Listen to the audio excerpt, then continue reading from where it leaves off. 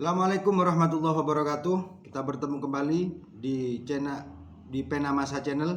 Alhamdulillah, Allah masih memberikan kepada kita semua. Kita tetap semangat belajar. Belajar balaghah itu mudah. Belajar itu menyenangkan. Oke, kalau di part kemarin kita sudah menjelaskan tentang majas isti'arah, isti'arah tasrihiyah, isti'arah makniyah. Kalau dilihat dari penggunaannya, penggunaan musyabbah bihnya, jadi musyabbah bih ini menggunakan kata yang bagaimana atau lafadz yang bagaimana, maka ada istilah di beberapa referensi.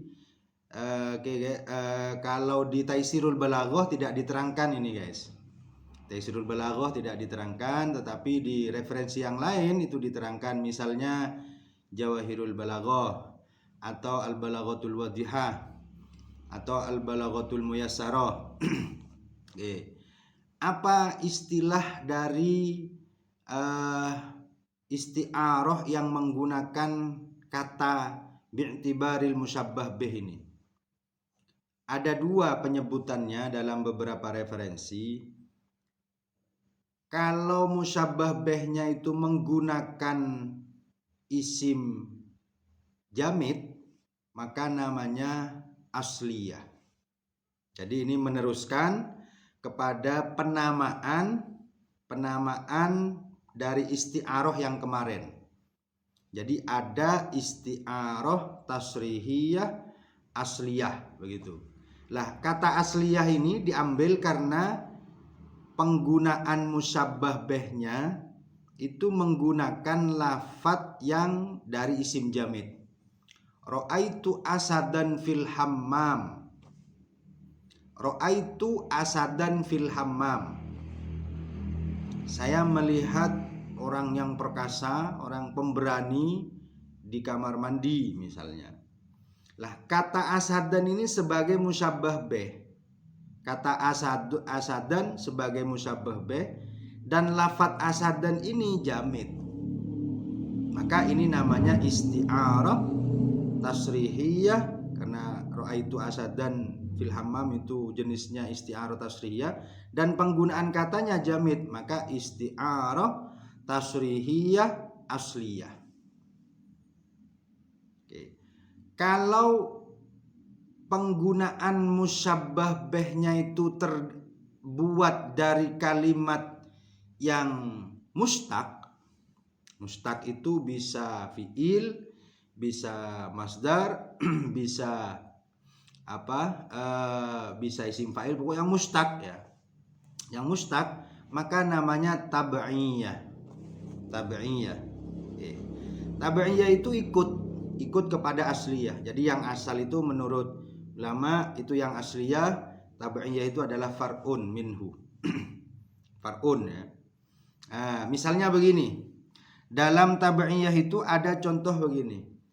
Amaluka natikun bifadlika. Amaluka natikun.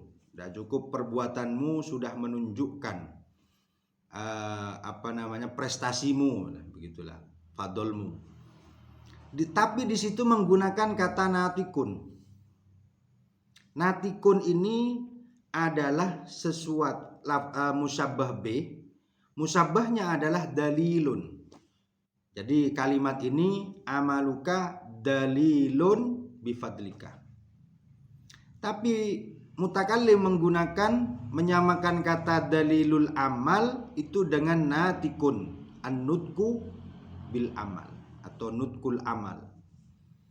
Dari an-nutku ini kemudian yang diambil kata sebagai musyabbah bih itu isim fa'ilnya, yaitu natikun. Maka ini namanya tab'iyah. Ya, tergantung daripada bagaimana musyabbah bih itu dibuat. Misalnya, ya wailana man ba'atsana mim marqadina.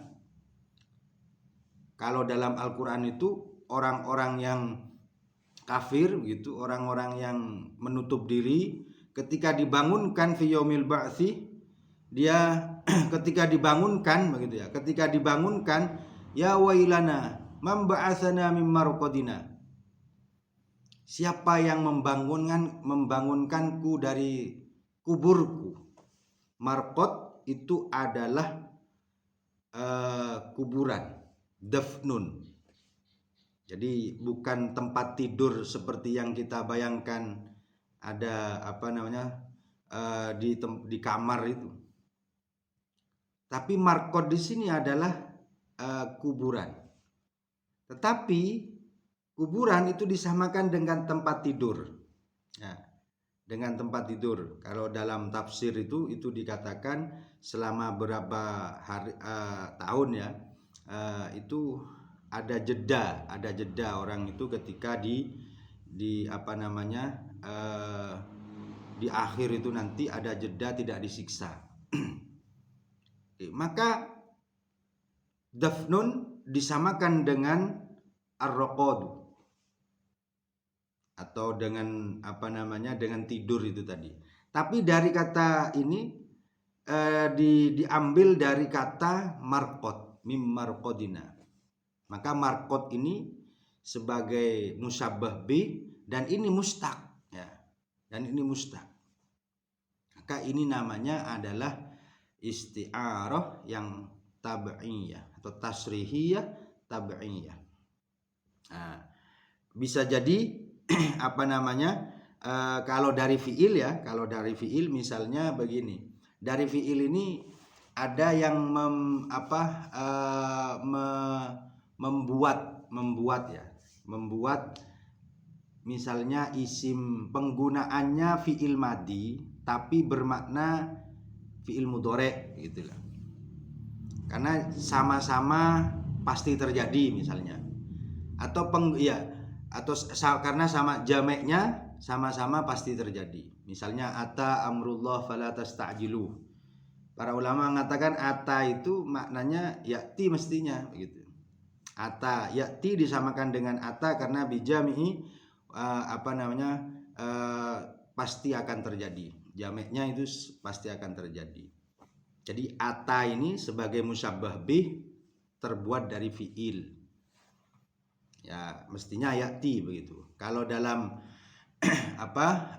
dalam bahasa yang lain ada yang menerangkan ya bunayya inni ara fil manami anni adzbahuka fanzur madza tara. Ya bunayya inni ara fil manam. Di situ Nabi Ibrahim mengatakan ara fil manam.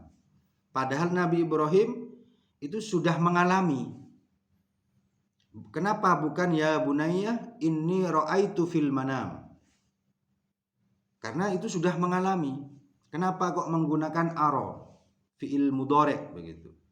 Nah, ini menggunakan fi'il madi dengan bermakna mudhari dengan menggunakan fi'il mudhari dengan bermakna madi.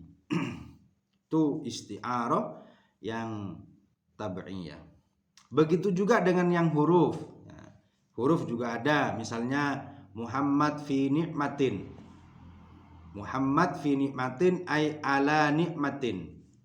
Jadi kalau mau dipanjangkan begitu nikmat disamakan dengan Muhammad bidarin fiha nikmatun begitu. Atau kalau langsung potong kompas ya fi itu bermakna ala begitu aja. Ala disamakan dengan fi begitu. Jadi ini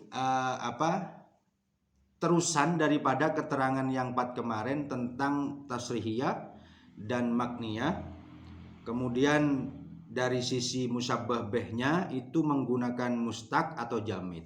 Kalau jamid berarti asliyah, kalau mustaq berarti tab'iyah.